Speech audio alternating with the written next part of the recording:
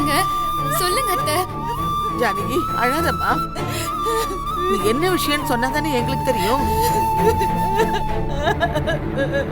அழாம என்ன ஆச்சுன்னு சொல்லுங்க அத்தை. மேகா, என் வாழ்க்கையே போச்சு. இனிமே நான் வாழறதுல அர்த்தமே இல்ல. என்ன நடந்துச்சுன்னு சொல்லுங்க அத்தை. அவதான் கேக்குறாள்ல, என்ன ஆச்சுன்னு புரியுற மாதிரி சொல்லு ஜானகி. அன்னைக்கு செல்லம்மா ஜோதிக்கும் வாசுக்கும் தொடர்பு இருக்குன்னு சொன்னால, அன்னைக்கு நான் நம்பல. ஆனா இன்னைக்கு நம்புற மாதிரி ஆயிடுச்சு சித்தி.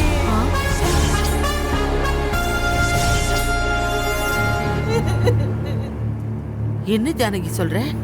ஆமா சித்தி, வாசுதேவன் அந்த ஜோதியோட பல வருஷமா தொடர்புல இருந்திருக்காரு. அது தெரியாம நான் தான் ஏமாந்திருக்கேன் சித்தி, ஏமாந்திருக்கேன். எனக்கு அவரு துரோகம் பண்ணிட்டாரு சித்தி, துரோகம் பண்ணிட்டாரு.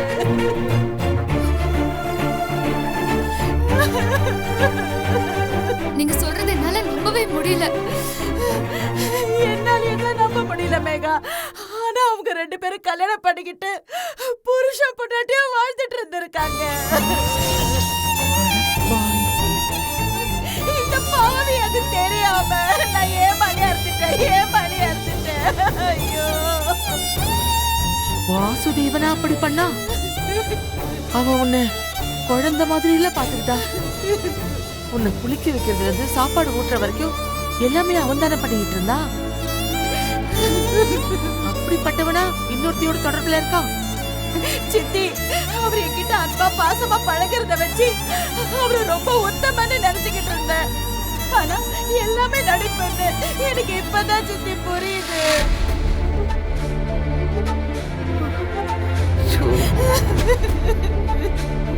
அத்தை, எனக்கு தெரிஞ்சு மாமா உங்களுக்கு துரோகம் பண்ற ஆள் கிடையாது.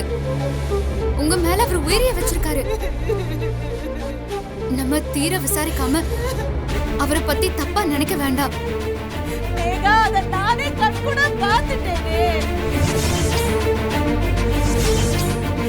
இதுல விசாரிக்கிறதுக்கு என்ன இருக்கு? அவங்க ரெண்டு பேரும் புருஷனும் பொண்டாட்டியுமா 10 வருஷமா வாழ்ந்துட்டு இருந்திருக்காங்க.